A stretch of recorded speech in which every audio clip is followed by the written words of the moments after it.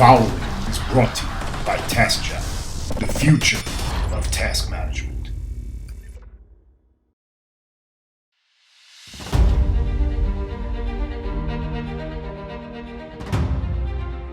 You know, some business heads and gurus say the results always speak for themselves. Not true. Let me ask you, was Leonardo da Vinci rewarded like he should be?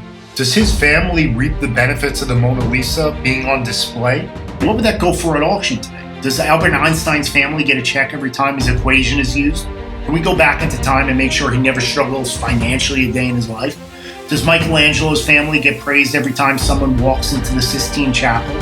The economic system is flawed, okay? It has been for a long time. It doesn't account for many, many things. So we cannot possibly say that all results dictate your work ethic, your ingenious, your habits, your abilities. Sometimes your ideas and inventions can be so forward-thinking you won't get adequately rewarded for it. Your genius surpasses your time. Sometimes the concept is so advanced compared to where the system is. And you could say, well, they should have just went into something else. But then you're not really respecting how people's minds function. And, you know, I don't know if you know much about psychology, spirituality, or purpose, but we must take the fruit that the tree bears.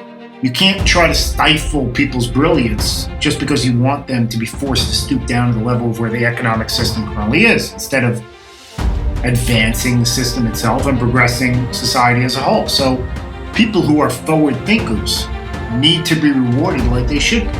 Quality information has to be rewarded through systems that are set up to do that, both in the public sector and the private sector. And intellectual property protections do not adequately protect people.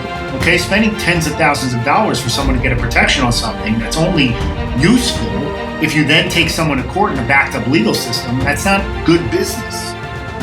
So people who share great ideas to the world have to be rewarded. And this is frankly why a lot of people with poor ideas get attention. People who are ego-driven, generally, who just want mic time. And people with brilliant ideas tend to keep their mouths shut and they work. This is precisely why we have news conglomerates who control 90% plus of the media through the radio airwaves, through television, newspapers, online blogs that are scooped up and acquired by elitists, right? So we have a few players that basically control all the sources of information that decide what you consume. So until those systems are set up, we're basically relying on the goodness of people who benefit off of good information they receive to give back. And we all know how good people are at that, right? I mean, and there are many good-natured people who give back, but there's a lot of people who steal resources. So it's not working as optimally for us as it should be. You know, as a country of free speech, we tend to demonize people a whole lot if they have an opposing view. That's not how a society should function. Okay, if you believe in the exchange of information, and if the economic systems aren't set up enough, then it's up to your good nature to give back and support people who speak the truth you want to spread. And it takes business savvy people to create rev share models and protections in terms of intellectual property. So you can adequately incentivize people to come up with good ideas about controversial issues. And you could say information is free. But what if you put yourself through stress to figure out information that another person isn't willing to do? Albert Einstein used to run thought experiments in his head about the speed of light. He's thinking about interstellar travel before NASA was created, okay?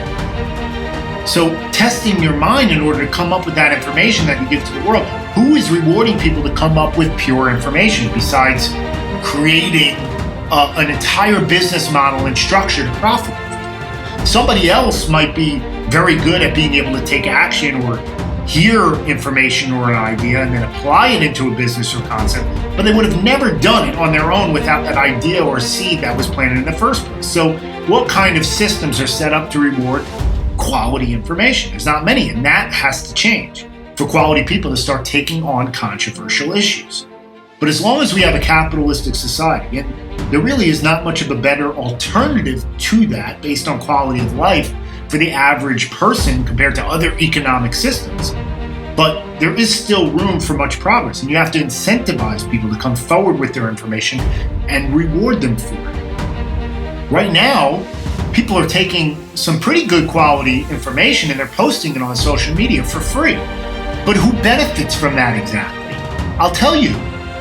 You're increasing the valuation of many of these conglomerates, making many elitists even more rich, creating a bigger wealth gap. So it's up to us to create business models and systems to fight against this and to support people who are speaking the truth that you want to hear and spread. So take action. This is how things change. This has been brought to you by TaskChat, the task management tool to simplify your life. TaskChatApp.com.